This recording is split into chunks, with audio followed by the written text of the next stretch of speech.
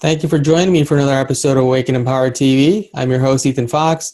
Today I'm joined by Holly Cook, who's a shamanic practitioner. Today we talk about her background in the field of shamanism and the work that she's done there, as well as past life regression that she's used to regress individuals into earlier experiences in this life, as well as into past life experiences to address traumatic experiences that are affecting their current life.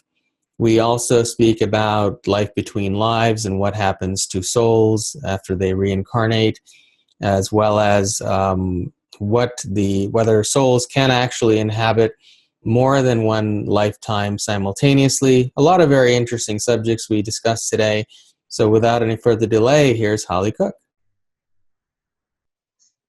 Hello, Holly. Welcome to Awaken Empower TV. It's an honor for me to have you on the show today, and I'm looking forward to speaking to you about a lot of different subjects that you've got expertise in. So first of all, where are you calling from today? I'm calling from rainy Portland, Oregon. Wow, great. So it's is this typical weather out there in Portland? We are experiencing the worst winter since, I believe, 1940 or 1948. So I recently moved here, and we picked the wrong winter to move in. But you know what? It's beautiful. The trees are budding. Everything is green. We'll take it. Well, I'd like to start by talking a bit about your past history before we get into all the incredible work that you've been doing. Tell me a little about your life and your life journey, even any significant experiences you might have had in childhood or throughout your life that brought you to the work that you're doing now. Absolutely. And first, I want to thank you for having me on the show as well. I've been really looking forward to this, so thank you for the opportunity. And I grew up actually on a farm, on a ranch, and it's very interesting. We actually grew up for about 2.5 years with no electricity. So we actually we lived in a little cottage, my mother, my father, and myself, and we actually used to take the river rock and put it in the wood-burning stove and wrap it in flour cloth to put at the foot of our beds to keep us warm at night. So I've grown up in a very rural environment, and there was nothing alternative out there. In fact, we had the horses, we boarded horses. My mom did that as a second job. And I had to, basically, I was a latchkey kid because she was tending to the ranch and the farm so often. So that kind of started my childhood.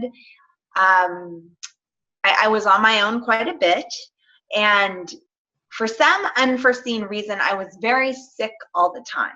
I had a lot of digestion issues and a lot of respiratory issues, which I find interesting looking back because we lived in such a clean environment.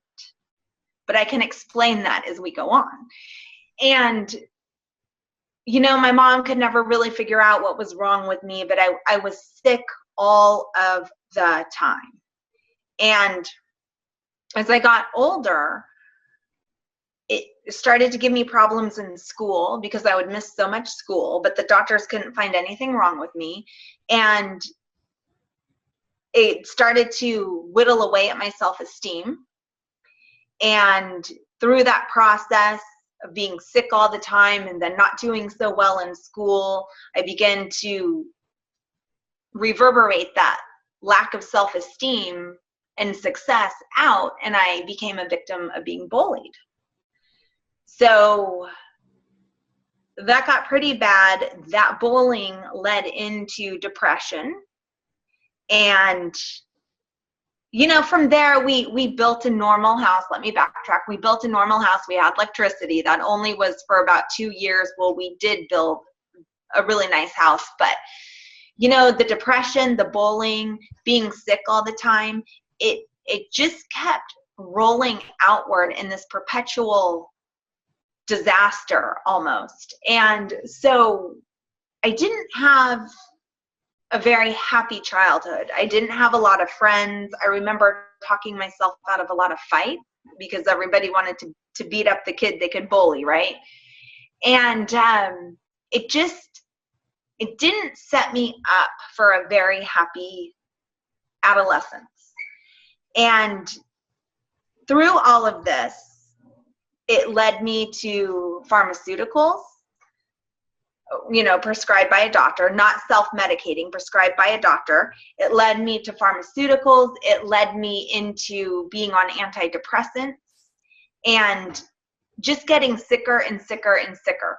Through all this, I did go to massage therapy school, and I actually became quite successful with massage therapy, but it wasn't until I had one client who turned me on to probiotics.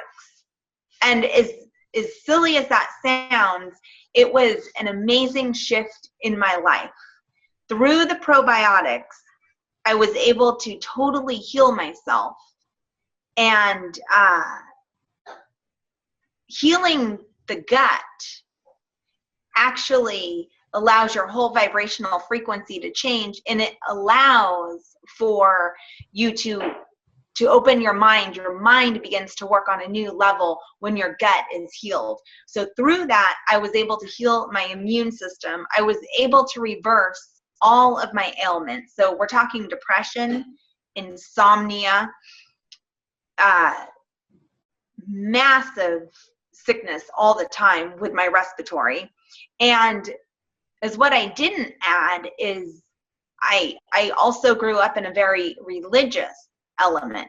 So there was a huge element of control and fear. And I'm not saying that's all religions. That was our Baptist church. So I just want to be very clear. That was my experience. So I had to get to where I am now, I had to do a massive, massive amount of deprogramming. I can look back and say that the most significant things in my past was the fear factor and the illness. And as you start to raise your consciousness vibration, you see how one plays into the other, and it creates this perpetual cycle that you can't really get out of until you're almost broken. And so tell me, well, there are a lot of interesting subjects there I want to come back to, but how did that lead to the work that you're doing now, the process of going through all that? So I went to a junior college, so I did do some college, and through that process is where I just started to question things. I just started to question things, my sickness, everything. So through this whole process, and through the massage, I realized, and my massage was very mainstream. It was very by the book. My clients did not want any spiritual anything. They just wanted their muscles worked out. But I realized through the massage that I came to a place where some of my clients, they weren't coming in for massage. They could care less. And I realized they didn't even know this. They were only coming in for one single reason, and that reason was to be heard. And so once I started realizing that, I had no spiritual background because I came from a religious background. And once I realized that it's like, wow, they don't even realize that they just need to be heard. And so once that happened, I started to seek out spirituality. I started to sort of put my feelers out there. And that is when I fell onto shamanism, which was completely this whole Pandora's box for me. I had no idea what I was getting myself into, but through the shamanic arts, I've learned alchemy.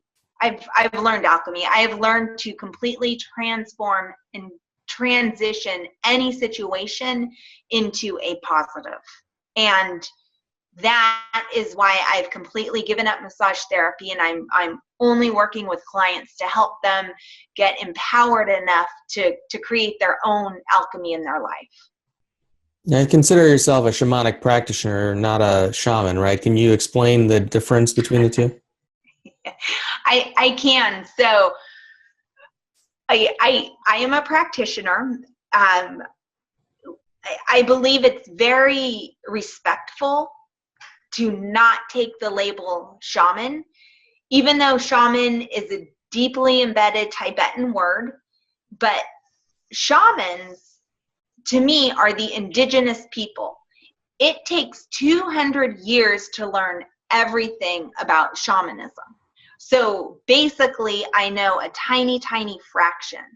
There are a lot of people out there who do take the label shaman, and I'm not here to judge, but for me, I will never be a shaman, but I do practice the modality, and I keep the word practitioner because for me personally, it's a respect thing.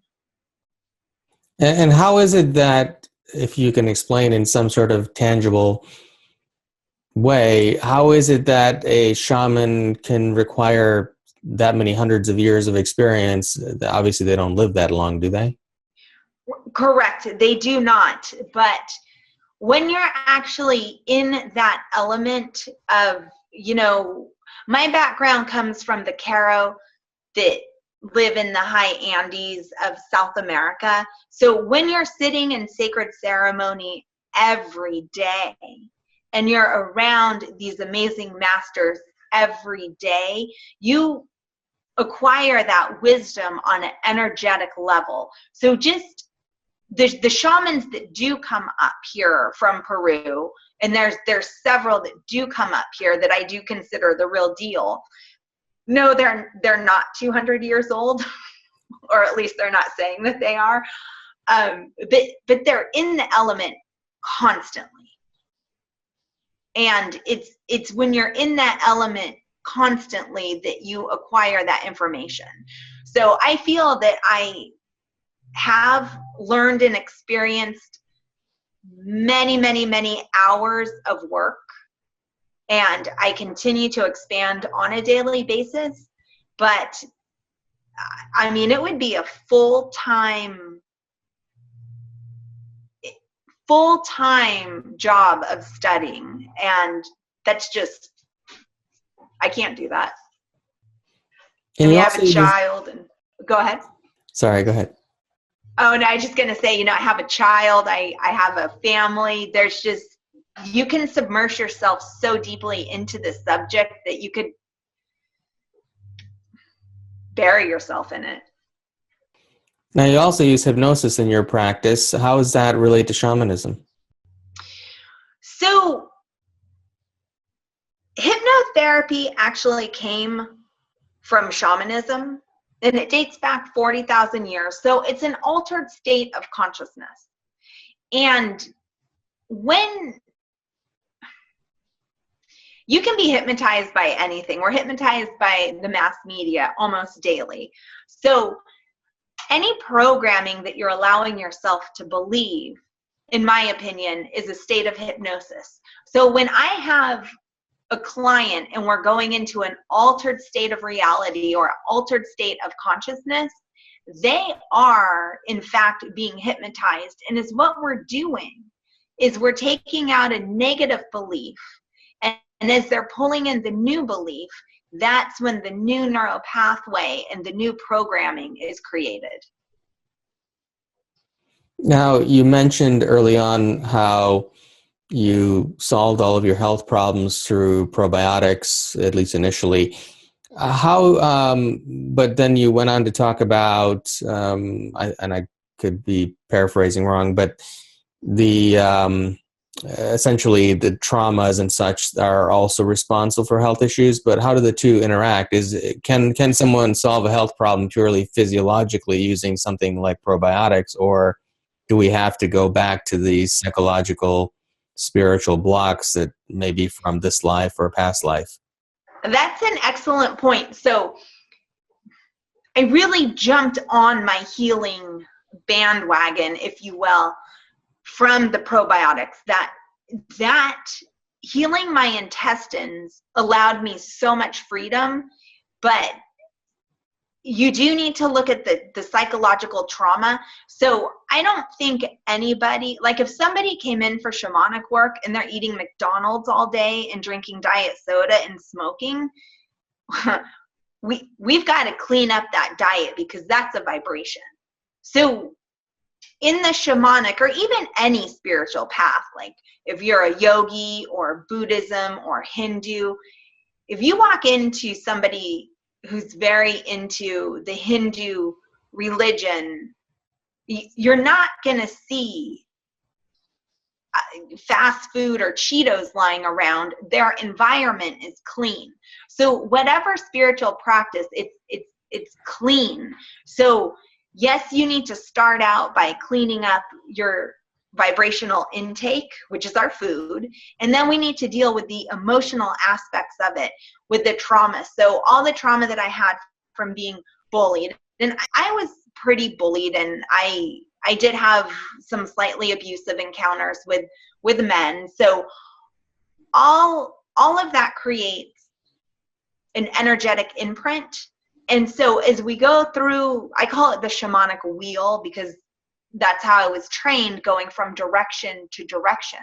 And as we go into these traumas, we're actually erasing that energetic imprint. We're erasing it and we're replacing it with something else. But if we don't keep practicing what we've brought in, then we go back to that older vibration, that older traumatic imprint, because it was there longer. So it's really important to start whittling away what's been done in this lifetime and then practicing the belief. So if you are holding a belief of, say, failure, you want to bring in that belief of success, right? Just off the top of my head, that's an easy one. So you want to practice ways and start to shift your perception into where you have that success. And then that begins to grow, like your garden starts to grow there with the success, and the failure starts to dwindle away. And so as we do that in this lifetime, in my belief system, it begins to trickle into past lives. And a lot of times when I'm working with a client, we'll drop into one situation in this lifetime here. And as we go a little bit deeper, we'll actually drop into another past life. And it's amazing, because that past life, in most cases, was the major trauma. But then we go through our healing process as we transition and come back into incarnation. And then it's still with us. That karmatic piece is still with us to be cleared, but it's a lot less. So for instance, I had a client who, what was it? He had gotten in a terrible fight with his brother. He had a really bad fight with his brother. And I don't quite remember the core beliefs surrounding it. But as we got into this whole episode with the rift between his brother and himself, it actually dropped in. And I remember the past life. And it actually dropped into a past life where he was an abandoned child and he had no support. And he died on the streets of some medieval town of starvation. So everything is linked, and it's like we just keep coming through these layers of trauma and lifetime, and hopefully we'll clear it enough to really create what we need to create. So if I'm understanding correctly, those experiences where you were bullied as a child, were those connected to past life experiences? So essentially, did you attract that into this life as a repeat of a previous experience? Yes. And you'll find with most healers, we were all burned at the stake. I mean, that's so common, right? We were all burned at the stake for our healing abilities. So there was that. And in my shamanic wheel, our past lives came up in the direction of the north. So we went north, south, west, north, east, and north was when we explored all of that. And in the north, I realized that most of my past lives had to do with being strangled or my head cut off for speaking out. And it's funny because, as I mentioned earlier, when I was sick all the time with the respiratory, it was respiratory, but it really was in my throat area. It was the throat chakra. And so the bullying was me afraid to stick up for myself, afraid to speak my truth, and, afraid to be in my power because I could get killed or I could get beat up. So we create this ridiculous, repetitive cycle until we can bust through all the layers of the ego and the past and see what we really need to look at. And so for me, it was finding my voice. And how has your life changed by doing this now? So if you're going back and you're resolving these issues in this life or previous lives using hypnosis or other techniques, how has that actually affected your life experience now? Does it affect the things you experience in your life, or does it primarily experience how you're experiencing them, or affect how you're experiencing them? Do you know what I mean? I think both. I believe that as we clear these past traumas from this lifetime and from past lives, as we clear that, we get more clarity on what we actually want, right? We all can look back and remember that person, or maybe they're still in our lives. Maybe we still have that cousin or, that sibling who's constantly in the victim role, like, I'm broke, I'm sick, my husband's mad at me, and they go on. And every time you talk to them, they're broke, they're sick, and their husband's mad, or their car's broke. And if you reverse engineer what they're saying and you look back, you realize they keep saying the same thing and they keep getting exactly what they're asking for. They get exactly what they ask for. So I believe that by clearing the trauma of this current life and past lives, it's not about, all of a sudden life is great. All of a sudden you're changing your perception because you're no longer sourcing from the wound. You're sourcing from the new identity. So as I mentioned earlier, if your core is failure, if your core belief is failure, and now we're going to replace that with success, you might just be a stay-at-home mom. And that's fine because that's a hard job. But now, instead of like, oh, wow, I didn't get all the dishes done, or I didn't get all the laundry done, you're going to shift your focus. And you're going to focus on what you do get done. And then everything is going to follow that suit. It's almost like a universal law. So when you start to look at what you're completing, then that is going to follow suit. And then as you start to focus on the completion and the success, you're also going to draw in more opportunities vibrating at that frequency. So you're going to draw in the opportunities vibrating to the successful frequency or the gratitude frequency, opposed to the I'm broke and I'm sick frequency, because the vibrations don't match. But then if something really bad does happen, in January, my whole family, we were involved in a pretty serious car accident. And, just a few months ago. and I hit black ice. I was driving. I hit black ice and we slammed into a mountain. And as soon as like the truck slammed into the mountain, I was like, okay, there's no blood, there's no broken bones. And I just had this overwhelming gratitude come in, and I was just so grateful we were alive, we were whole, and I just kept pulling in all this gratitude. And I firmly believe that by pulling in that gratitude, it changed everything in our cells, because I thought it. So your thought is a creation. It changed everything in our cells, and it calmed down our injuries. And I firmly believe in that. Now, if I had hit the mountain and I started freaking out, I believe that would have put a negative frequency into our cells, and it would have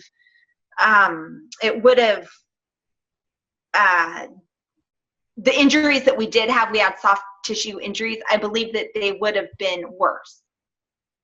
So that right there to me is alchemy. It's your attitude is the alchemy. Everybody says, oh, it's turning lead into gold. That's what they used to talk about. When you break that down to what does that really mean, lead is something that weighs you down. Gold is something that we prize. It's a conduit. It's a prized metal. So is it just really the shifting of the attitude? And to me, I believe it is. And when you just pull in that gratitude every single day, you get more of those same frequency opportunities. Now, do you think that there's ever, do we ever have predestined experiences? For example, is it possible that somebody could get into an accident and be seriously injured just simply to redirect their life? Or is it that maybe they had these issues from earlier on, either in this life or past lives, that they've not worked through, and as a result, they need to be redirected, and that's why the accident happened and they got injured? Or could they have avoided that altogether? You know, I believe it can be both. I believe that we can recreate a negative scenario because we keep sourcing from that same wound, and then the universe is like, bam, here you go. Here's your opportunity to change that belief. So I do believe that. And I also believe that, yeah, we can just get into an accident or a bad situation when we're on our path. And I believe it's a test. So they're both a test. So the person sourcing from the negative experience, self-perpetuating or creating this self-fulfilled prophecy of getting into an accident or having a bad situation. So there's their test. You asked for it. You got it. What are you going to do with it? Here's your opportunity to undo all of this, or learn from it, or start creating a new experience. And then if that's just in our destiny, like everything's great, which was kind of our experience, everything was great, and then we got into this accident, and I've really had to work through some PTSD with it. I'm not gonna lie, and my husband as well, but you take that opportunity and you go, okay, well, what does the universe want from me? And for me, I took it as a test of really holding, and I know this sounds so cliche, but really holding on to that gratitude. But, you know, we had an insurance hiccup, so our truck that was really in good value there was a glitch, so that was uncovered. So are we going to get totally dragged down, or are we going to just let it go and be thankful that we're still in one piece? Like, be thankful that I'm still here having this conversation with you. So I believe that everything is no matter if it's predestined or if it's self-perpetuated, every bad situation or potentially bad situation that comes into our life is the test to recreate that opportunity or to move through it. There's this really amazing man, I think his last name is Corgan. I can't think of his first name, and he wrote a book, and he was this brilliant engineer, and he was also an extreme snowmobiler, and he was doing this jump on a snowmobile, and it broke his back and paralyzed him. And long story short, he had to work through that, and now he's an inspirational speaker.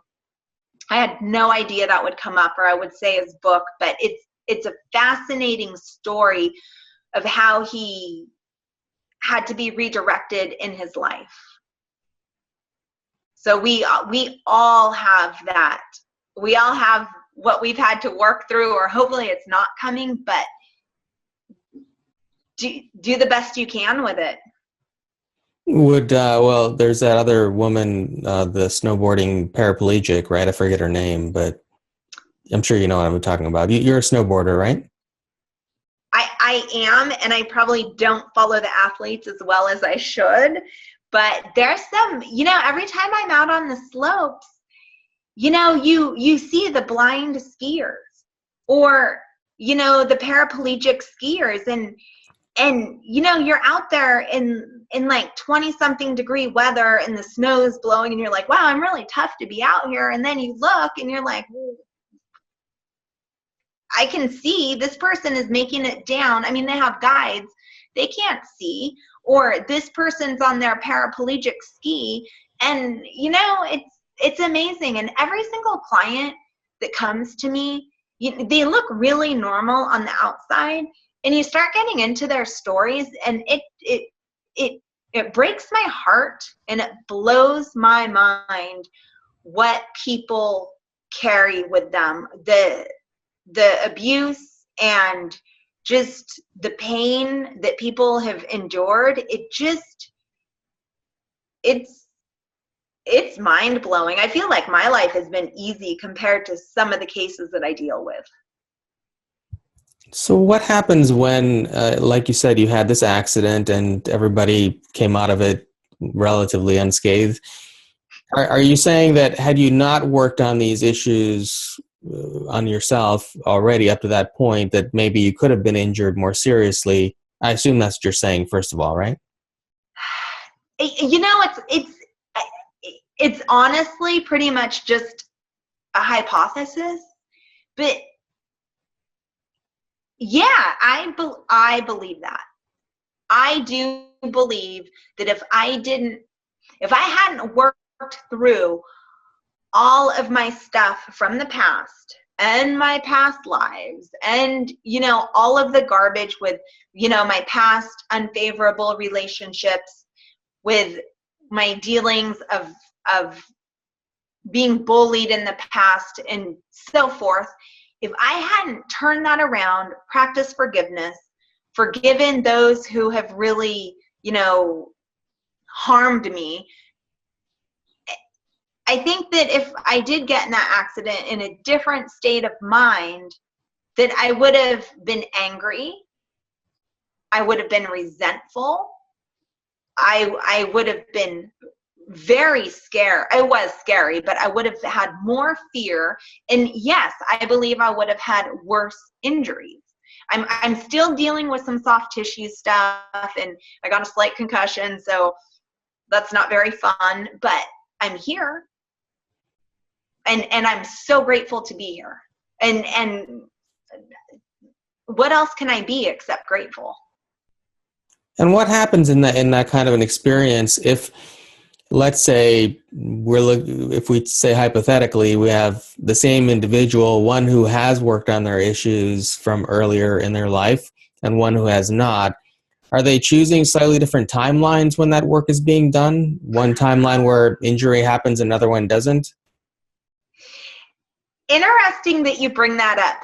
Absolutely. I so agree on that. Okay, so we're going to talk about timelines. Yes, do you know how many people died that night that we got in our accident? There were so many people that died that night, which I feel horrible about. And we basically walked away. Is the fire truck was blocking our truck from, passing traffic. Another guy hit black ice, ricocheted off the center divide, came back towards us. The paramedic had to jump in our truck and the car stopped. So it's like, what timeline were we on? Absolutely. And I fully believe, because my husband's done the shamanic wheel as well. So I fully believe that if we haven't consciously worked through our stuff, we are on a different timeline. And I even see that every day. You can listen to people talk in their normal conversations, and it's just like, man, that is not on my timeline. Like, whatever your story is, it's so negative and it's so painful that it's not even on my timeline, though my timeline may have a merging of my past timeline sourcing from a negativity, right? So maybe my car accident was the negative timeline and the positive timeline merging together. But then there's my choice. That was my choice. What timeline do I choose? Do I choose the timeline of gratitude and, I'm going to just come out of this? Or do I stay on the timeline and hash up every ridiculous thing that ever happened to me and go down the victim path? So from that vantage point, then it's possible for somebody who might have been poor all their life or had bad relationships to shift to, by doing this work, to shift to a timeline where that doesn't really exist for them and they become more successful and so on. Absolutely. Absolutely. In 2011, my husband is an engineer, and in 2011, he lost his job due to the whole housing crash and the economic downfall.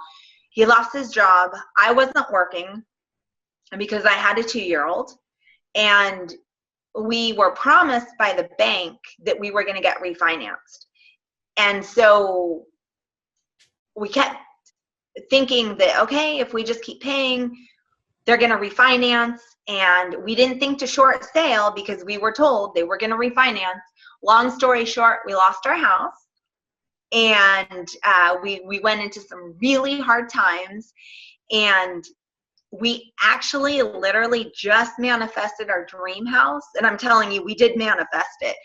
We just manifested it. We get the keys on May 12th.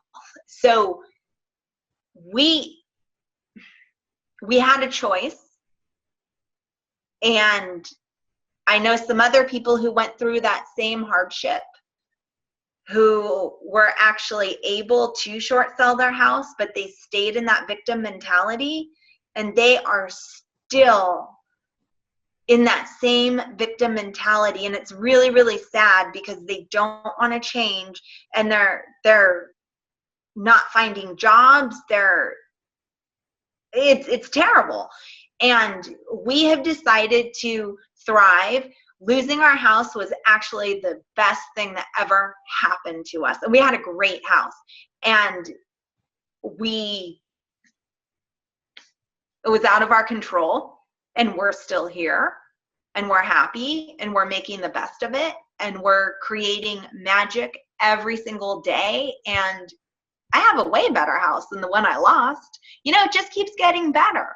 The timeline just keeps rising as long as you just keep, it's like a tree or a rose bush. You just, instead of giving it water and fertilizer, you just give it love and gratitude, and opportunities come. Now, your husband has killed you numerous times in past lives, right? Oh, you did your homework. Yes, he hasn't done that yet in this lifetime. As we went back through our past lives, he, yes, he strangled me once or twice, choked me. Yes, he did. He did. And it's very interesting because as we were about to embark on our journey through the shamanic wheel, our relationship was really bad. I don't even know why we stayed together. We were fighting a lot, and not just bickering. It wasn't violent, but I'm pretty ashamed of how bad we were acting towards each other. And, we're going through the shamanic wheel, everything's good. And I get to the north, right, where we start doing our past lives. And, I'm on top of the world. I can do entity extractions now. I can remove crystallized energy. Like, my ego is just like maxed out, right? We get to this north, and our teacher's like, you need to read this book. Each direction we read a book. And it was Mending the Past Life or something by Roberto Veloto. Still haven't even read the book. I couldn't. I'd pick up the book and I just start crying, tears. Not just like a tear, but like drenched cheeks, tears coming down. And I'd be like, what in the world? So then I put the book away, I'd clean up, and then I go get the book again, the same thing. I still have not read that book, but I feel, so we started going through the past lives, and it's like all this stuff just started to hash up. But what happened is when we went through the direction of the north, that's when our marriage totally started to heal. I mean, it's almost unbelievable how our relationship was tanking. And all of a sudden we start hashing out these karmatic pieces of our past life. And it's everything started to just transform. I mean, unbelievable. I wish I could. I mean, it was literally like a magician pulling a rabbit out of a hat. I mean, I know that's a lame analogy, but it was that unbelievable, right? Well, I hope nobody believes that the magician is really pulling the rabbit out of the hat, but it was that transformational. And, when you get into the multidimensional work, it can take months, even years to set in. And I am telling you, we're still getting better. We are still getting better. We're still on an upward swing. And I've worked with so many people doing the past lives, and it's amazing how healing that those pieces are. And yeah, I'm a firm believer in that. So is this what happens because nowadays there are lots of webinars and classes and this and that about how to meet your soulmate, and yet I find a lot of people who meet their soulmates are usually regret meeting their soulmate, because the relationships are very difficult, because quite often there's a lot of past life trauma and karma that they brought in. So do you think that this is what's happening in a lot of relationships? They've had these traumatic pasts where one person might have harmed the other one, and they brought that energy into this one. So you're saying essentially it's possible to heal that by going through this process? Oh my goodness. Absolutely. And you know what? I'm a firm believer that not everybody is supposed to be together for their whole life. I mean, that's a great, American dream, but it's not reality. When I went through the shamanic medicine wheel, actually 2 very, very, very powerful students ended up splitting from their partners. And I, who thought I was going to split, ended up mending. So I do believe that a lot of people meet their soulmate, right? You've been together a long time. And I believe that in mainstream society, it's too weird. It's some weird Netflix show that talks about past lives or something. And people, they don't understand that the Wells Fargo banker, or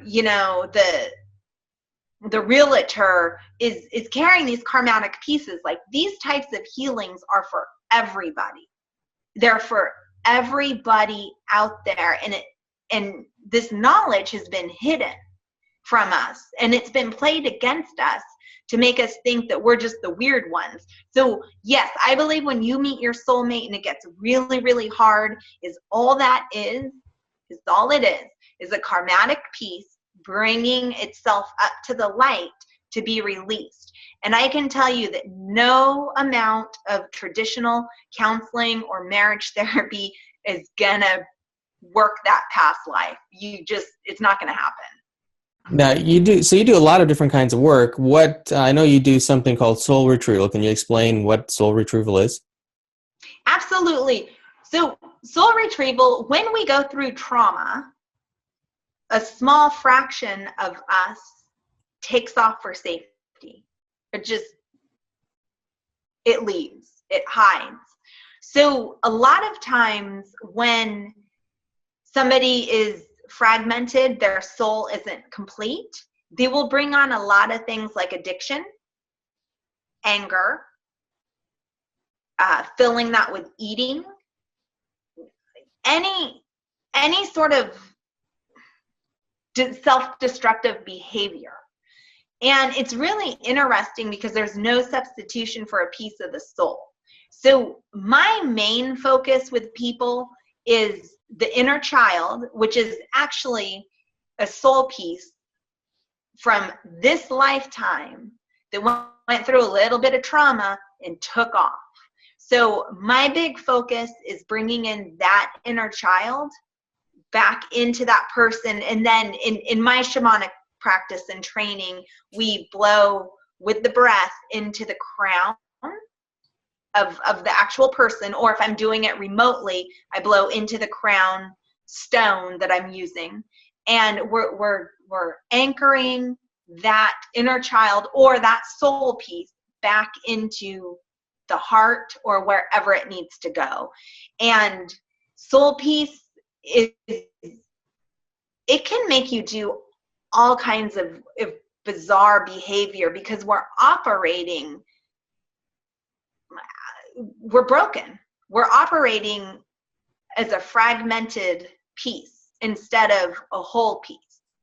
And so it's an inlet for obviously this behavior, or even, undesirable attachments such as entities. So the inner child or the soul piece, I relate them very, very closely together, is a huge piece of what I do. And it's actually my favorite thing to do because the results are so amazing. Because once we're whole, it's like our eyes look through a different camera lens almost when we're whole. And so getting back to the health issue you had, do you think that all health issues are related to that inner child? Or, so for example, could you have solved that by doing inner child work versus using probiotics?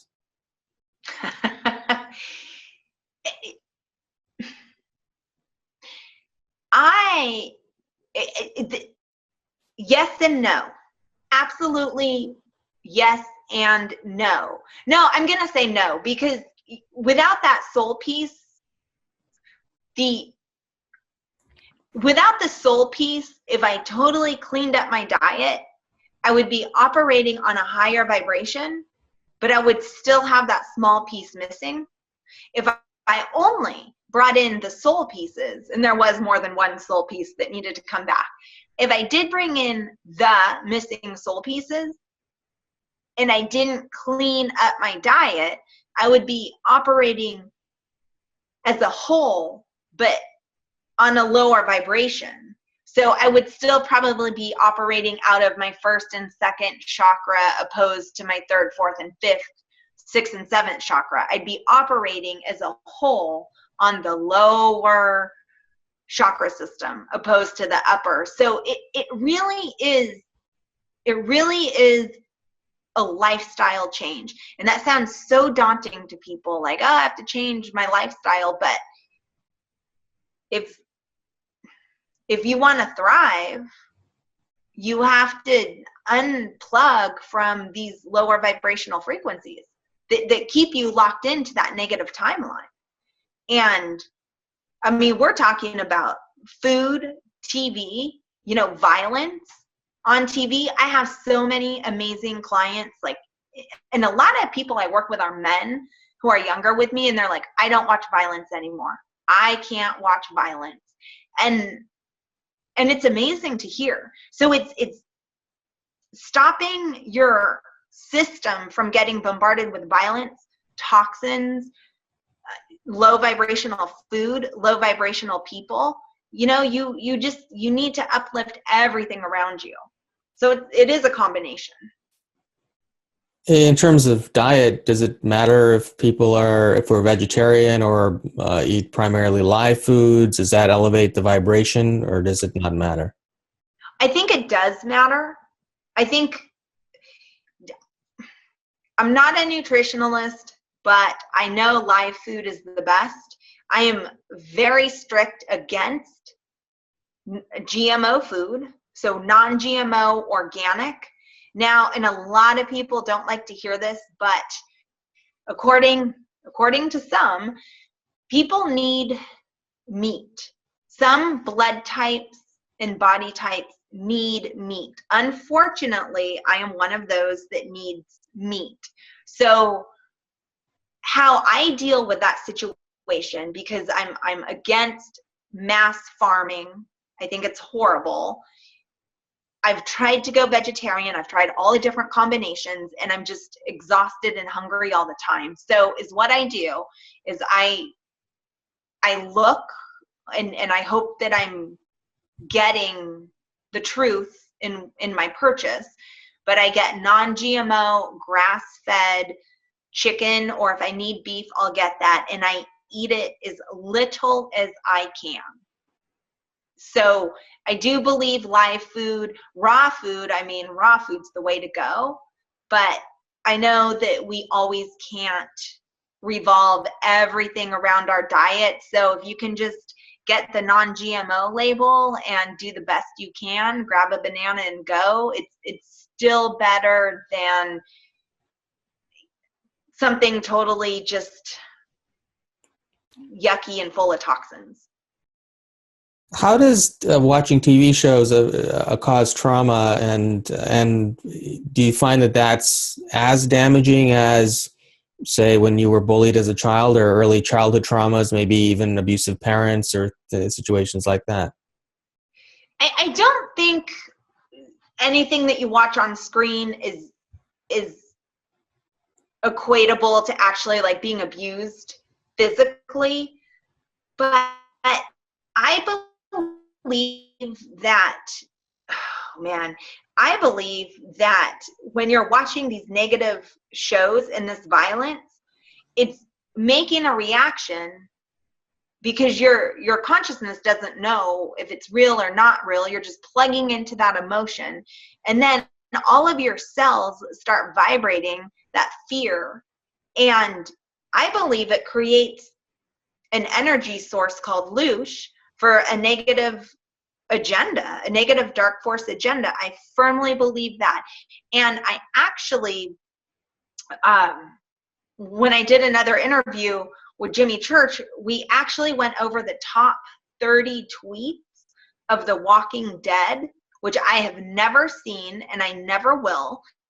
And what people were saying was awful. If you go over the top 30 tweets of that, people were really traumatized. I had 2 people that I personally know get in contact with me. One one woman, it made her totally it totally knocked her off balance. She could just feel that she just wasn't right for 3 days. Another man that I know, it almost made him and his wife physically sick. And I do believe that there's negative programming to create trauma in our bodies so that we give off a negative frequency. And I really do believe that it feeds a dark negative agenda. I firmly believe that. And I feel like politics is one of the number one things that creates this mass hysteria with people, along with these violent movies. And, I can't believe that they have wrestling on TV where it's 2017 and we're going to watch two men beat each other. I mean, if I go to a restaurant and I see that, it makes me sick. Like, I have to turn away from it. And again, I'm okay with like the extreme sports to a degree, but this actual harming of each other or wanting to see violence, it makes me sick. I can't do it. And do you think that has any impact on physical health? So if somebody's watching a lot of those kinds of shows, how does it affect their physiology, psychology, or do you think it's really more of a minor effect? No, I actually believe it affects your health. I mean, let's just take the news, for example. The news is just a crime report, basically. And so all of a sudden, people lock their emotions into it. And yes, it starts releasing cortisol, which is the aging hormone.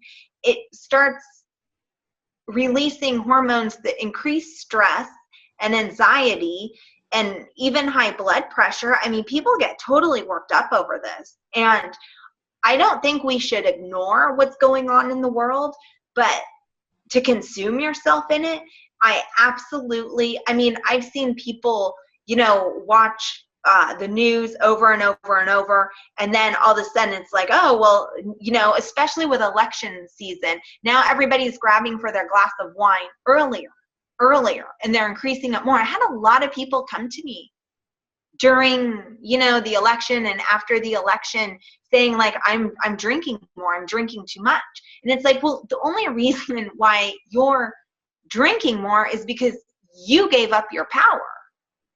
Like, you let that totally affect you instead of, looking at, what can I do proactively to turn this situation around, no matter what side you're on. What can I do proactively?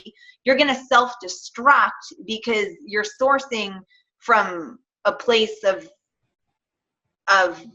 not being healed. It seems like these days more and more just average shows have violence or some kind of negative behavior just built into them. Even children's shows a lot of times seem to become a lot darker. So how does one avoid these sorts of things? Just completely, sometimes you don't even know until you start watching something, right? So is it possible to watch something without being affected, or do you just simply have to avoid it altogether? I just avoid it. There's nothing out there that I need to see that bad that it's just gonna keep me up at night. And I will totally admit, when I'm in the grocery store and I look at all the magazines, when I was younger, I used to know who they were talking about, unless it's a huge name that's been with us for, the past 30 to 50 years. If it's somebody new and up and coming, I don't know who it is. I'm clueless. I don't know. Quite frankly, I don't care.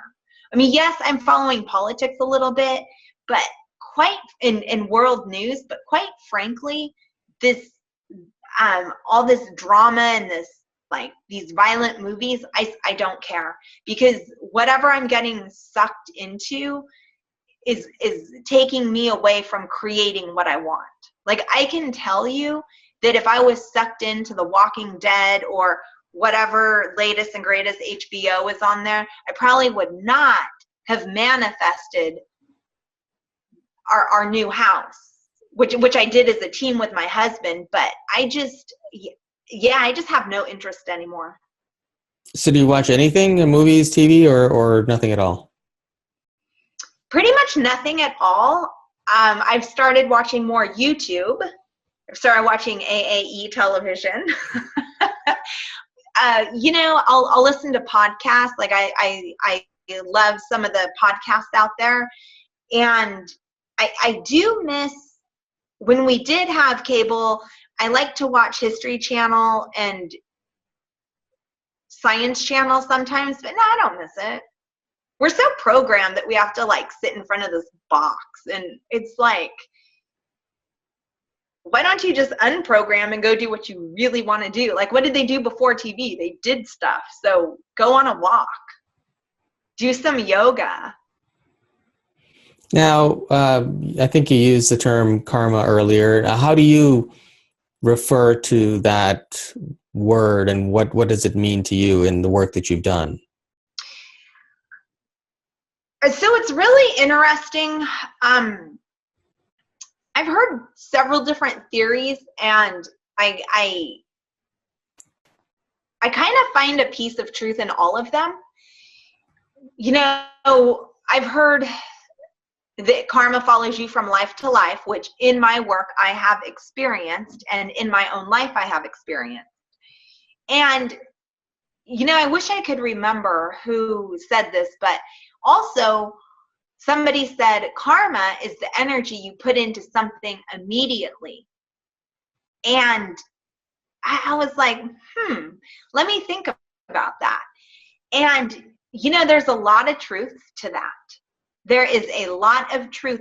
The immediate energy that you put into something will come back to you immediately. And that's kind of hard to really wrap your head around because it seems so simple. So it's just on a daily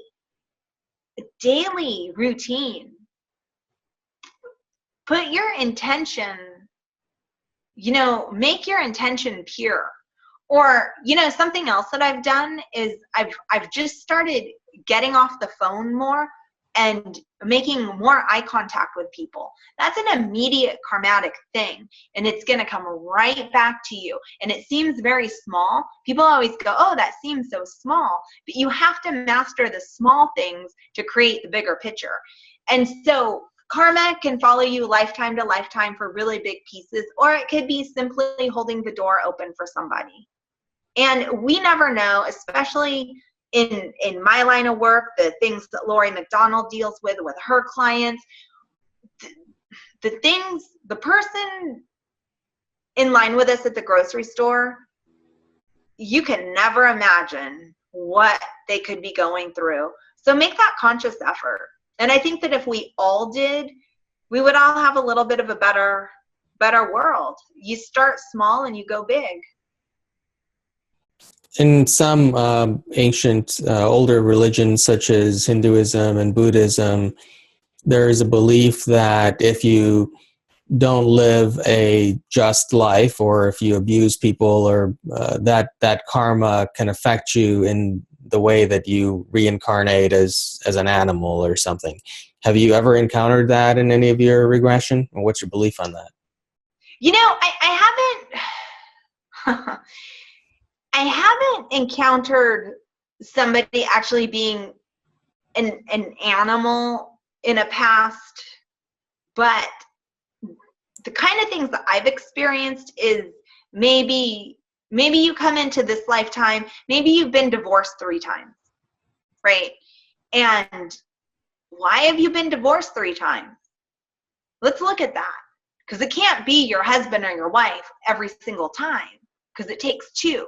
So if we get into a regression, a lot of times with something around that, it's somebody who was very abusive in the past, or somebody who's been abused in this life. They were the abuser in the past life.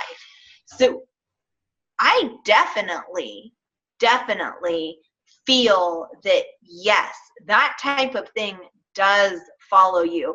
But no, I have not experienced like somebody being an animal or something like that. But that could also be just how we interpret things.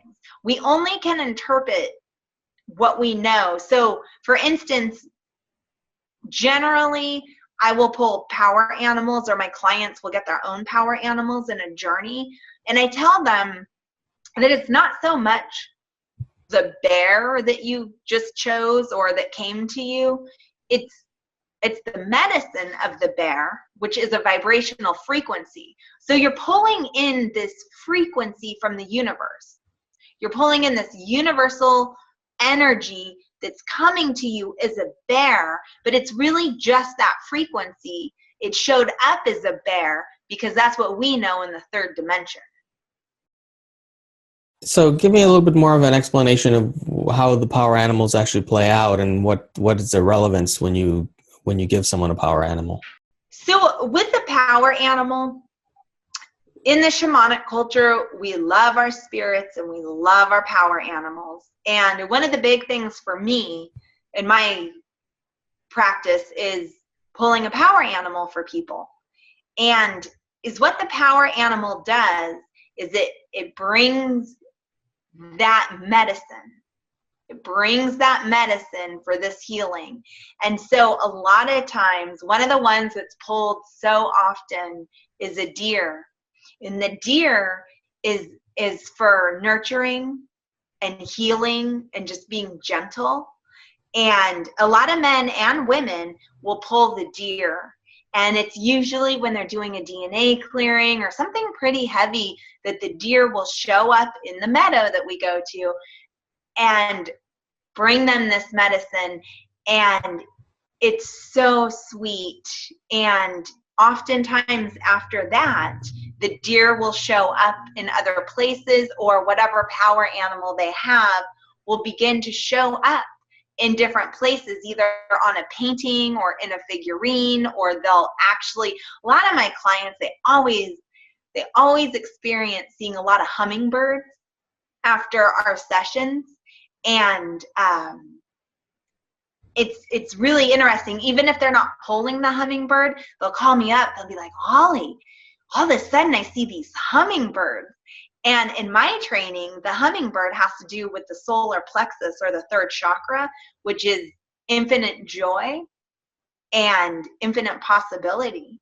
And so that's a really big one for me. And so the significance of the power animal is kind of like seeing the 1111, you know, it keeps you on that path.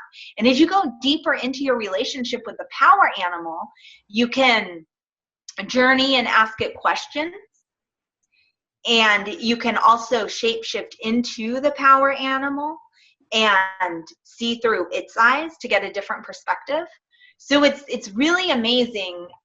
It's very powerful. And, you know, sometimes if I'm jogging, because I don't like to jog, but I know it's good for me, so I'll like bring in the jaguar energy. And, you know, I'll feel my whole body kind of change into like this jaguar energy. Or if I'm walking somewhere at night and I'm alone and it might not be the safest place, you know, my power animal is a lioness. So I'll bring that on, and then I'll just like feel my body posture kind of get a little bit more confident. So the power animals are very useful tools. Now my repeating clients will get more than one animal. So we'll have a main power animal and we'll have totem animals. So I'm pretty loose with the terms, but having these totems just allows you a different frequency. So if you have the horse, the medicine of the horse is independence and new direction. So somebody who might be getting out of a relationship or starting a new career, the horse will show up. So it's really interesting how the animal these people pick is very significant to what they're going through. And that is the magic of shamanism that I can't explain. I'm always blown away by how these things intertwine. Now, you've never used ayahuasca or any kind of hallucinogenic in shamanism personally, have you? You know, I have not, and I have been asked several times to do so, And I'm not totally against it, but it just hasn't been the right time or place. And honestly, though, I just saw that there's this approved or legal ayahuasca spiritual center somewhere now. You know, the more popular it gets, the less I have a desire to try it. I think that's just the inner rebel in me. But the more popular it gets, I don't know. Why can't we have these same experiences through our own shamanic journeys or our own connection with source and spirit? So why do people do it? What's the benefit or advantage of using something like ayahuasca on that spiritual journey versus the way you're describing? Well, apparently, and I can't, speak from experience, but I know several people who've done it. It is an incredible connection to spirit. So ayahuasca is also called the vine of death. So it's bringing up every single demon that you've ever needed to deal with. And apparently it's just this really crazy experience. One person that I know said that when he does ayahuasca, he can actually see the energy pulsing through the trees like light. So don't get me wrong, like there is curiosity. Maybe I will try it. I don't know. But the dimensional shift, it's like it opens all these dimensions and portals.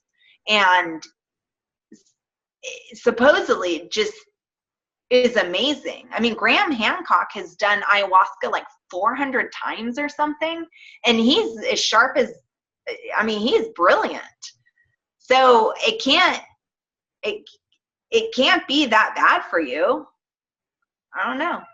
Well, and he changed from when he did it. He changed the direction that he was in terms of his writing, right? He became more focused on intuitive, spiritual-based topics. So it did obviously shift something. Well, yes, absolutely. Thank you for bringing that up. That is the thing. It will open you up to that next level. And that's the big rush for everybody to try it. Everybody wants to try or wants to experience going to that next level. And I have a cat. My cat medicine is coming. Everybody wants that next level. And I don't know, maybe it's a fear factor within me. I don't know why I haven't been that drawn to it, but I'm definitely not opposed. Do you think that there's any authenticity of the experience missing when you're, like you said earlier, there's an approved clinic where you can have ayahuasca administered now? I assume that's in the US, but are you missing anything when you're not working with how we started our conversation with a shaman who has 200 years of experience versus going to a clinic where the plant may be administered, but you're not working with someone with that kind of a lineage? No, I have heard that if you don't do a specific ceremony with the ayahuasca, I cannot verify, I've only heard this, that it doesn't work. So I'm under the impression that these clinics have a trained shaman. And I do know the ceremonies that I have been invited to have been by shamans. And I do know that the facilitators of the experience do not take the ayahuasca. It's only the participants. And the ceremonies that I've been invited to, I was told that even, like if you need to go to the restroom, they will walk you to the restroom. Like they're very protective of your safety. So I'm pretty sure these clinics are just as authentic as being in the jungles of Peru, but I don't know. For me, it just, you have clinics now. I don't know. I kind of shy away from the mainstream. So maybe it's just me. And so you believe that the work that you're doing is as effective then? Does it just take longer, or is there any difference? I honestly, I can't really answer that without experiencing the ayahuasca. I honestly can't really answer that. I mean, I do know that some of my clients experience physical physical releases when we work. Like I had one woman and her ear started to drain when we removed an entity from her third eye. And I've had a couple people have these physical experiences after we worked together. And I've had other clients literally have these amazing ancestors come and give them really clear messages. So, and honestly, until I've actually tried ayahuasca, I don't know. How many sessions does someone typically have to go through before they experience some kind of substantial change, or is this a regular thing that they need to do?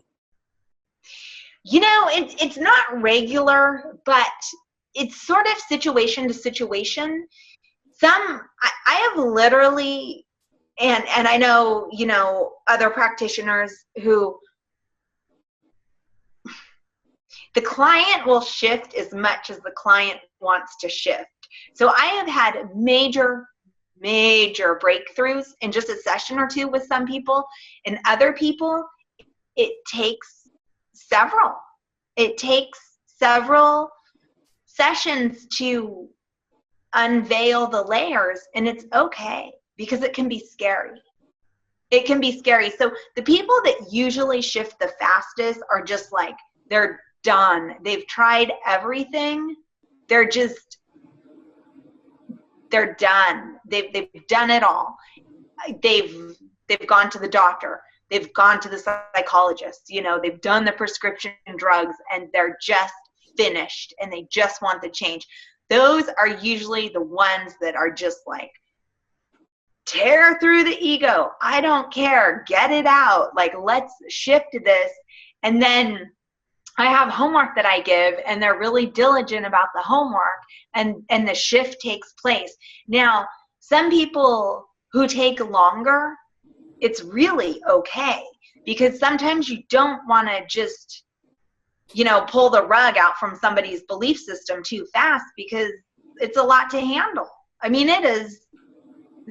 They get totally blindsided. So everybody's really different, but I do try to work a client as compassionately and quickly as I can, because my belief is the faster we shift, the faster the world shifts. And I'm one of those people that is like, you know what, we're on the time clock. We need to get this shift happening because we need peace worldwide. Have you ever had worked with somebody who was living a parallel life in the current Earth timeline? A parallel life as in? As in their soul is experiencing two incarnations simultaneously in the same time. You know, I'm not sure. I've worked with a few people who that could be questionable. That there was definitely, I don't want to say physical bilocation, but there was definitely like bleeding of timelines, or we were picking up on other soul fragments. And when I'm in a situation like that, it's best to bring the purity of the merging soul pieces back to the person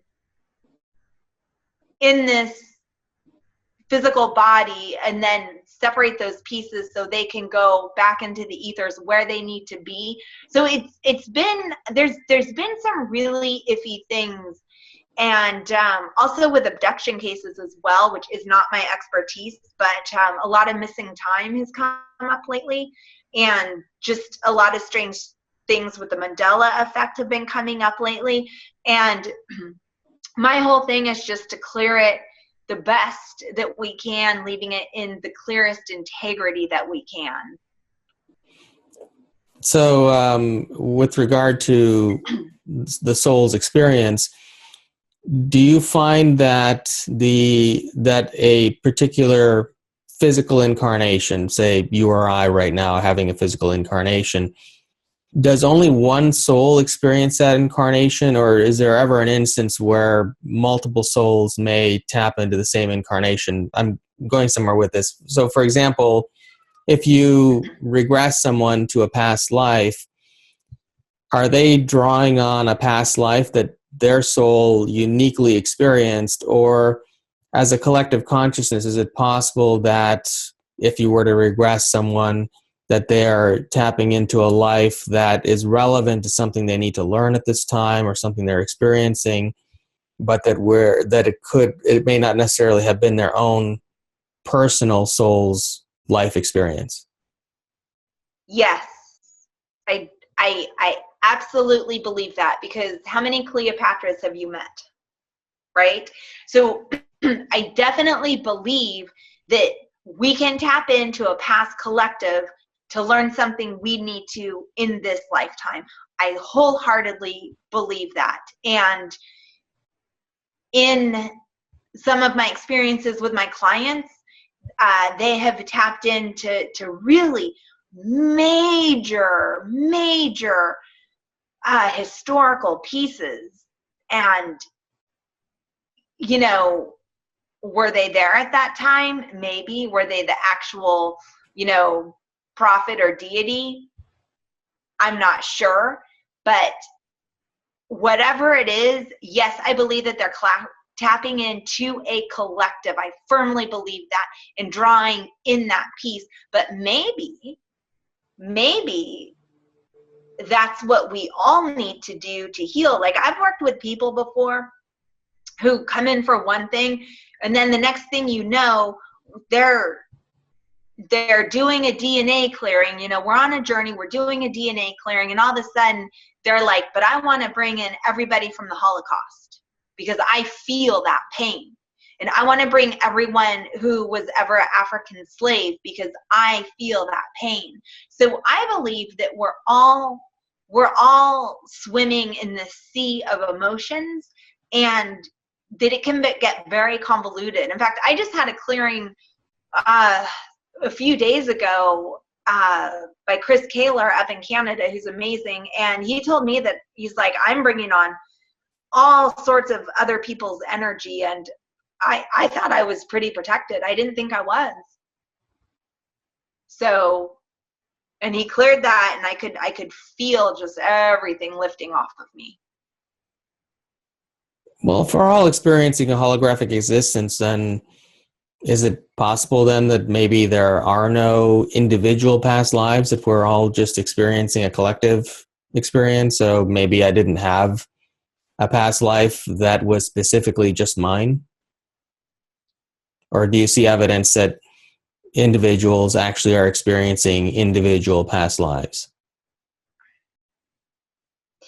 Well, everybody who has a thought thinks it's their own individual thought. But is it? Right? This work is life-changing, but there's no way to quantify it. You can't get on a journey and be like, yes, this was your specific past life, or no, you're tapping into a collective consciousness. With all the ancient studies out there and all the texts, I honestly don't think there's an absolute truth that we know about that. And if we're all connected, as you said, it is a collective. So I feel that even like my past lives where my husband's killed me, I mean, how many other people experience that same thing? Are we not all experiencing the same timeline? So does that make it my individual, or does it make it our collective that experienced that? And as I heal my past lives, then I'm healing that collective. And I totally believe that. I believe that every time somebody comes in for a clearing, or every time I get a clearing, it's not for me, and it's not for that individual or you, it's for all of us. And that's why this work is so crucial right now. I mean, all of the work, the meditation, the everybody who's out there helping people clear, no matter what modality, I believe it's for all of us.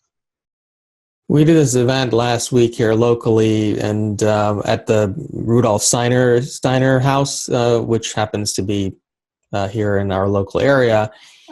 And some of the people that I was with were very sensitive to other energies, and they actually physically could see these ghosts of people who had passed on that were still lingering in the building. It's a very old building. And so what happens when a soul transitions and from physical body, but maybe because of some trauma or something, they get stuck between dimensions? What's actually going on there? Okay, so in my experience, and I do a lot of entity extraction, and it's just that they're just stuck. And a lot of times, somebody will die unexpectedly, like as we talked about earlier, they're on their timeline path, and then the universe is like, bam, you're getting in this accident, and maybe they choose to exit at that point, and so they're lost, they're not clear, they're still attached to this life. And so when that happens, and unfortunately is what's happening now, sorry, let me interject, is what's happening right now, which is really sad, is a lot of people are so medicated that when they're dying, their chakras are so clogged that they can't get out of here, and they're stuck here. And I am telling you, it's always people that have been in a hospital that get these entities. And so these entities, I don't even want to call them entities, these lost spirits that are stuck in this realm, it's like that is exactly what happened. They were not prepared to go, or they were too medicated, or it came just out of nowhere, and they're hanging on here. So a lot of times is what I do is I will, and many of us will clear those. And it's almost kind of, sometimes it can almost be funny in a way. I did this meditation for a few women at this house, and she's like, we have ghosts, and okay, whatever. Sure enough, they did. Like, the lights were flickering and the radio was going on and off, and I was like, wow, you do have a ghost, And I said, well, I'll remove it when I get home. And it was only like a 15 or 20 minute drive home. By the time I got home, this woman had walked into her closet, and she didn't have kids or anything. It was only adults there. And these ghosts had pulled all the clothes off of her hanger. And at this point, she freaked out. She freaked out. And so, I get in my little shamanic state, and I go to remove these entities. And it was just these two old women, totally harmless, these old women who were stuck here to be removed. So a lot of times when people see spirits, or they're getting the lights flickering or cupboards banging, to me, it's not scary. It's a cry for help. It's a cry that they want to be released. And that is why, like, all these ghost tours are popping up where, you can go to a haunted building and they have all the paranormal equipment and they can read the energy from the ghost. And in a way, I think that's kind of sad, because you're capitalizing off this trapped spirit. And so that's exactly what happens. And I've removed a lot of entities from people, and there's only been a few in my practice that have been like fiercely demonic. Most of them, probably because I want them to be, I don't want to deal with these massive demons, but most of them have been very just kind of tragic, not overwhelmingly tragic, but accidents, or some sort of bizarre death, and they just want to go home. They just want to be released to the light. That's all. And what effect does this attachment have on the person that they're attaching to? A lot of times these entity attachments can be a lot like the piece of a missing soul, like the addiction. But one of the things that I've really noticed with people who have these attachments is mood swings.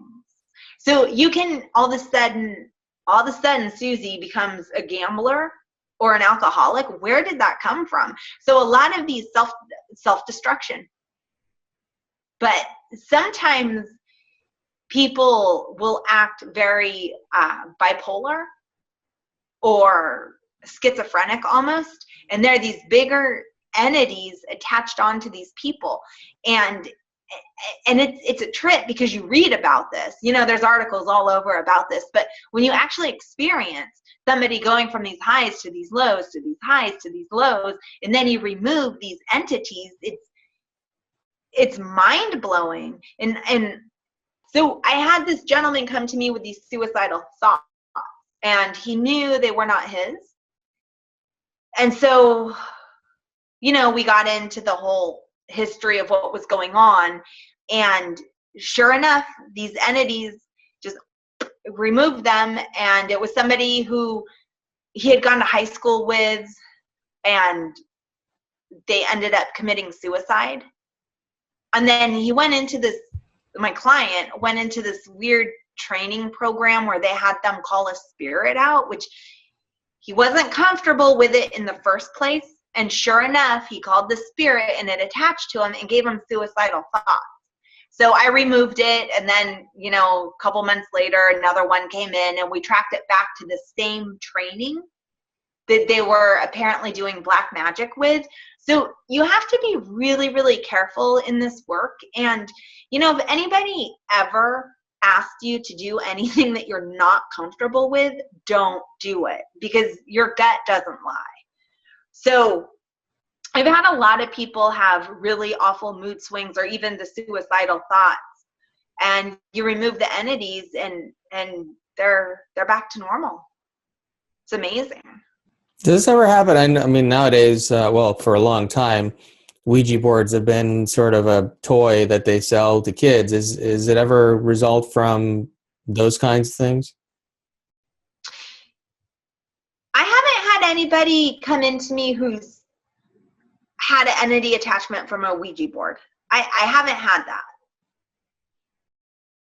And have you ever encountered extraterrestrial attachments? Yes, I have. And yes, I have encountered extraterrestrial entities, and those people I usually refer to Lori McDonald. It's just not my expertise. The biggest entities that I've dealt with, which were quite big, are the demonic ones. And I mean, I've removed a 7 to 9 foot minotaur that wanted to kill me before. I've removed some really yucky stuff. But when we start getting into the extraterrestrial aspect of it, I'm better at helping people like recall time or figure out if it was a negative or a positive abduction. But the actual ET attachments, I refer those out. It's not my thing. In any of your sessions, have you taken a person beyond their life? I'm sorry, for example, the place in between lives. And if so, what does that look like? What happens when a person transitions a physical incarnation?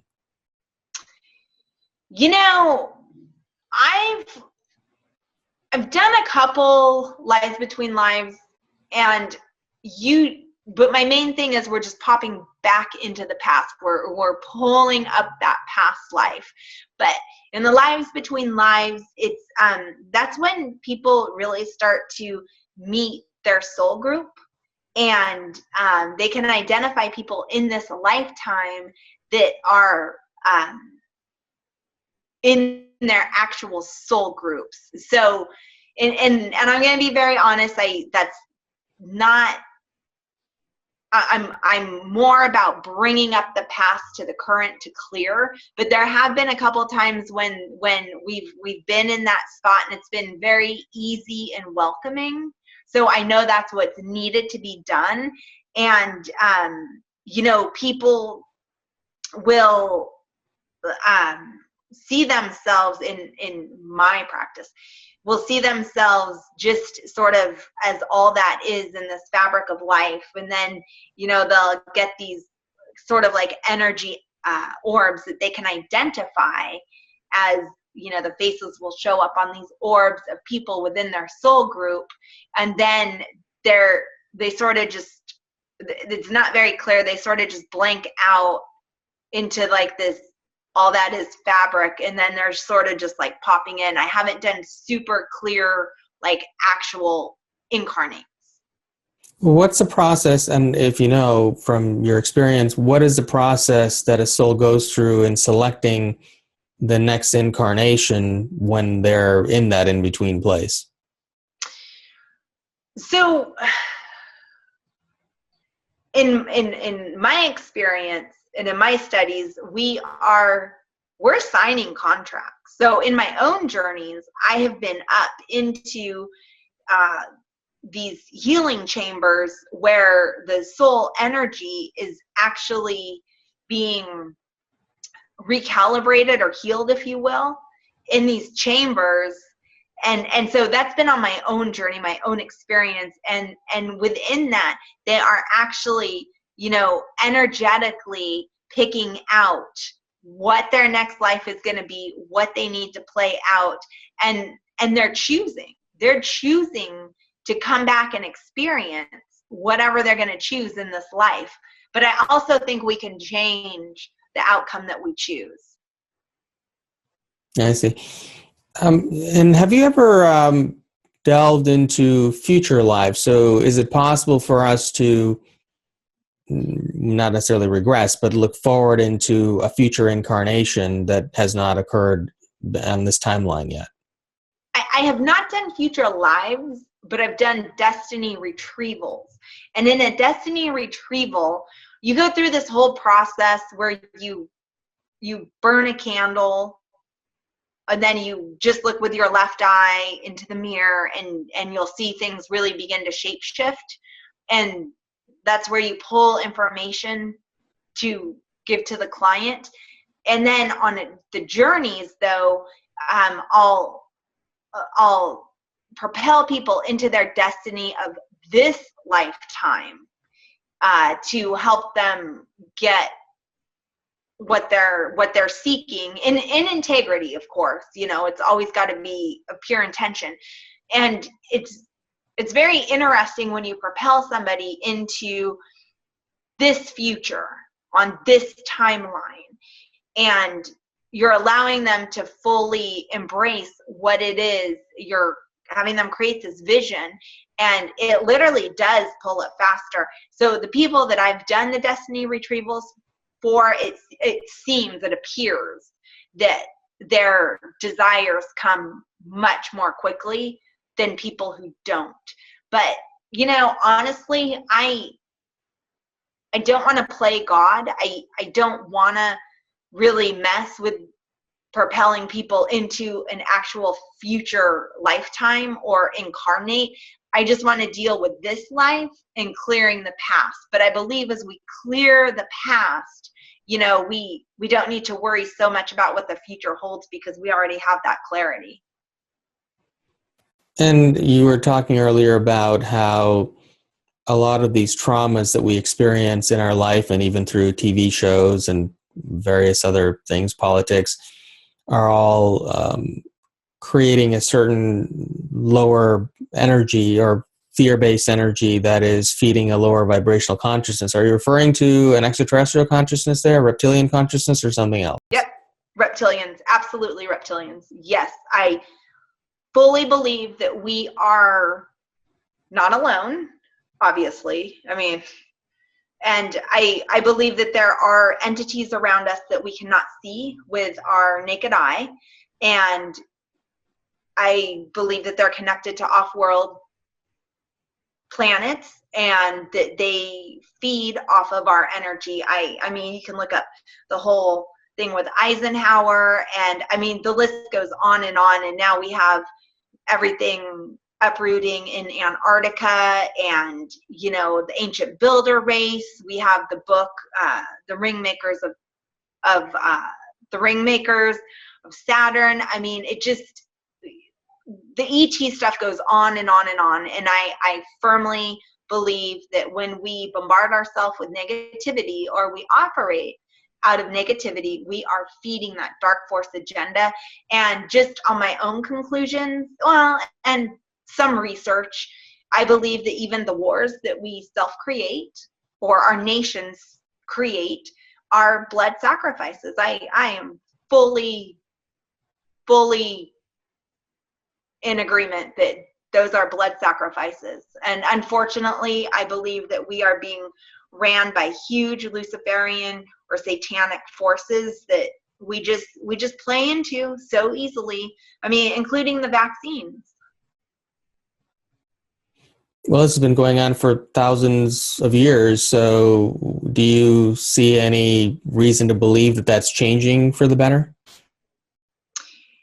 You know, there's a whole bunch of people that are convinced that the cabal has given up, and that they're kicking and screaming like children, and that the light forces has won, but I don't believe it. I don't believe it. You know, we actually moved from California to Oregon because of the vaccination laws that were put in place, which I firmly believe is a conduit for transhumanism. And, you know, every time I turn around, there's our rights are being taken away, our food is being poisoned, we're being forced vaccines, and I think this is a huge negative agenda. And unfortunately, I don't think that the light side is winning yet. I still think the reptilian forces are coming in fast and fierce, and you know, it's our choice if we want to keep playing into the negativity, or if we want to make that change. I mean, nobody gave me a handout on how to wake up. You know, I didn't have a mentor come to me. I went to my mentor. So it's coming down to that choice. Have you ever regressed somebody into either a reality where they were an extraterrestrial being, or even not necessarily physical, but some sort of multidimensional, extra-dimensional incarnation?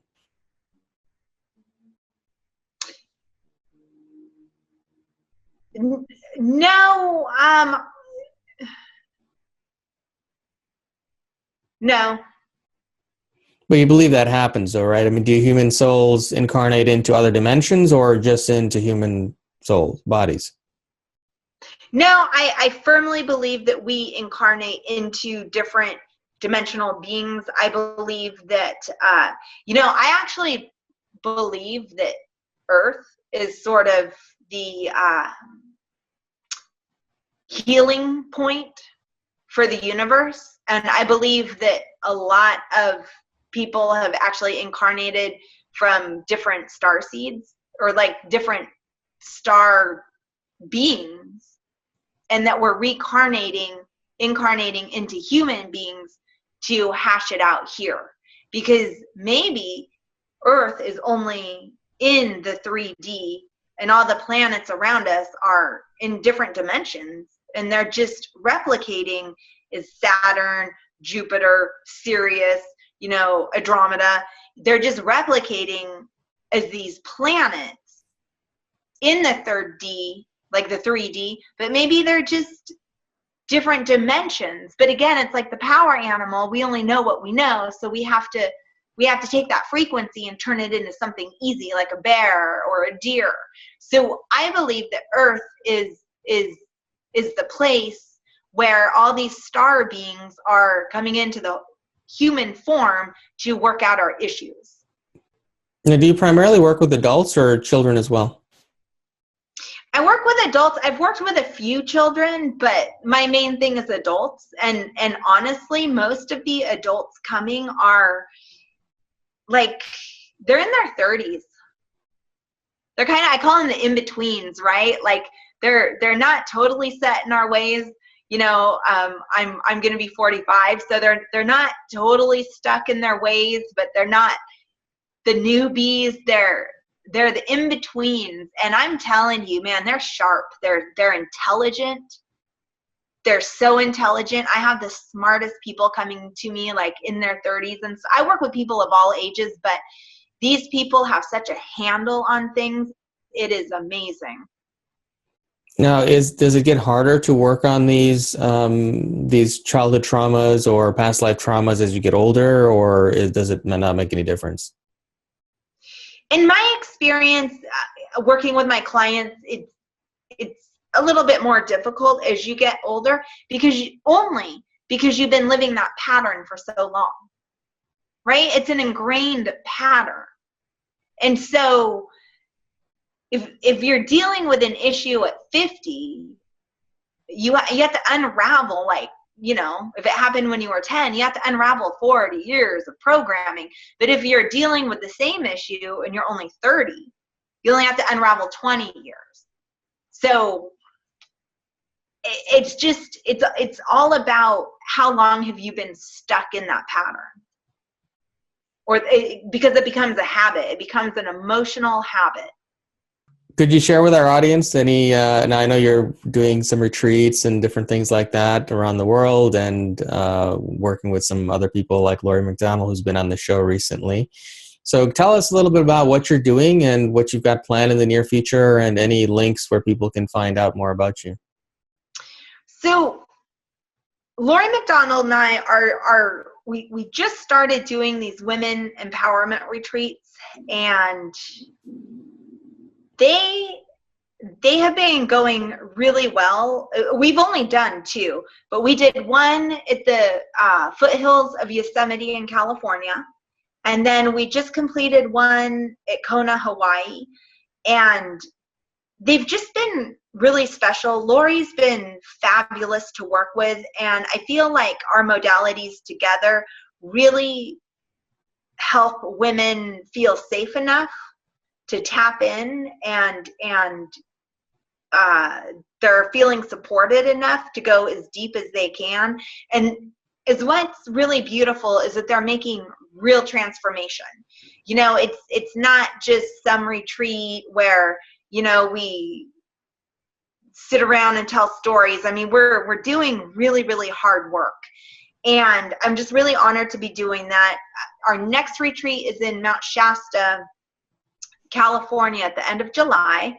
And we can be reached at femininegoddessretreats.com.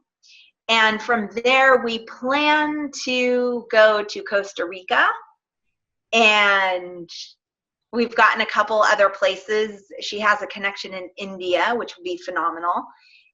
I think she's got all these worldly connections. So we plan to sort of bounce from being in the States to out of the States. And right now, you know, it's just 2 or 3 a year, but we're really hoping to grow because it's an affordable way for women to really make a huge transformation and be held in the process. And on my end, I just started composing a 6-month package called Manifest Your Destiny. And it's really about looking at the world without fear. And that's a 6-month program. And I can be reached at sacredheartascension.com. And then I just work with individuals, and I'm doing some workshops around town, and trying to just really trying to get people to know that they are powerful beings, and they do deserve to live in happiness, and they have the liberation to make their own choice. So What do you think about all this conversation? And you mentioned the Mandela effect as well in there, but there's a lot of talk about moving from the 3rd dimension to the 5th dimension. Do you see, and I know earlier you were saying you don't really see that the Illuminati is really losing their grip just yet, but do you see us moving in a direction of a 5th dimension? And what do you think? Do you have any concept of what that looks like? I'm torn, and I'm probably going to sound like the bad guy. I think either way, we're going to move into the next dimension, and I'm hoping it's a smooth transition, because it has nothing to do with the reptilians and these ET agendas or the angels coming. We are that frequency, and we have to shift it, and we can't blame anybody else. We can continue to feed and play in to the reptilian agenda by making bad choices. Nobody's making us make a bad choice. So it's up to us to, I like to call it purifying our hearts and our minds and our bodies.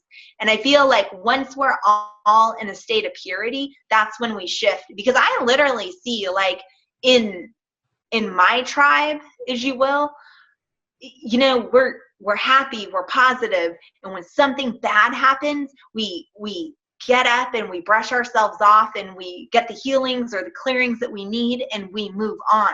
We don't stay stuck we don't stay down in the victim role. So, as soon as we figure that out, I think that we'll ascend. But I think that if we don't, I would hate to see the earth reset itself to get into the next dimension. And we have had many, many cataclysms. And I just feel like either way, we're going to start fresh. We can either have the earth reset itself, or we can stop pointing the fingers at Donald Trump or Hillary or whoever it is, and we can start making our own choices and drop the labels.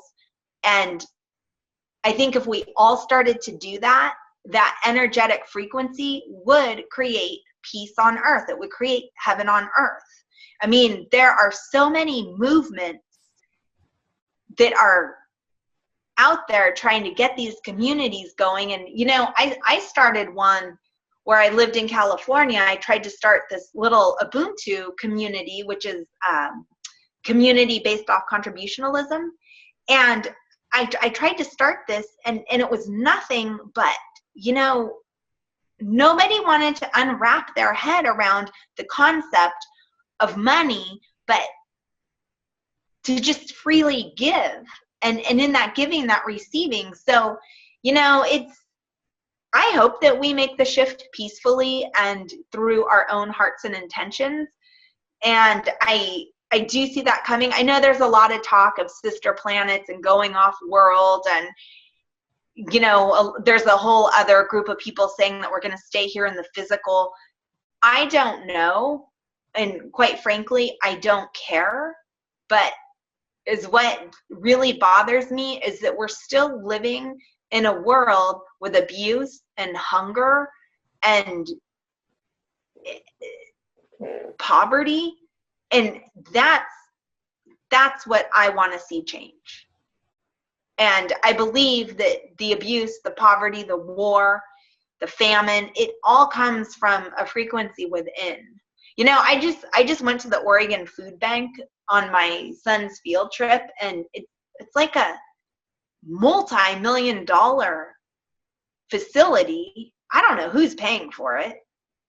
And there's all this food stocked. They're giving away like 1 million pounds of food a week. I mean, it was a phenomenal setup. I was totally impressed. But why can't we do that everywhere? Or why can't we just bring back free energy? There's so many free energy technologies that are suppressed. And is all we do is sit there and blame the government. Like, why can't we just get together and bring these technologies out ourselves? Do it secretly, do it under the radar, however we have to do it. And, start creating more community gardens and, giving more. But it just seems like we rather point the finger than take the action. So with all the work that you've been doing on yourself over the years, using these various things that you do, have you found that your life as a whole has improved and you're happier as you've done more of that? Oh, yeah, absolutely. every day is amazing. And yes, every day is amazing. Even if, I rarely ever get sick. I don't. I rarely get sick. And, a few years ago, I got food poisoning or something bad happened. I got the flu. I don't even know. And my husband was out of town, and I couldn't get out of bed or leave the bathroom. And I had my son it was like a weekend. And, I had to call the in-laws to come get my son. And it's just holding that gratitude. It's holding that gratitude. So through my healing, it's like almost no matter what goes on, you can always hold that gratitude. And, even with the recent attack on Syria, which was devastating, it's like you can just hug your kid more that night and hold gratitude for your safety and compassion as well. So my life has transformed. And when you hold that gratitude, every aspect of my life has changed. My health, I even look younger than I used to. My outlook, the opportunities, and is what really is the best reflection is the people in my life. I have the most amazing people in my life that I never had when I was operating at a lower frequency. They just did not exist. Well, thank you. It's been a real pleasure having you on the show with me today, and I'm looking forward to following your work and having you back on again in the future. Well, thank you, Ethan. This has been a real treat. I really appreciate it. And I know we got a little rough start as I'm learning Zoom and my new operating system. And thank you for being patient. Thank you. I hope you enjoyed this episode of Awaken Empower TV with my special guest, Holly Cook. Join me next week as we speak with another incredible individual who's standing on the leading edge and changing the world.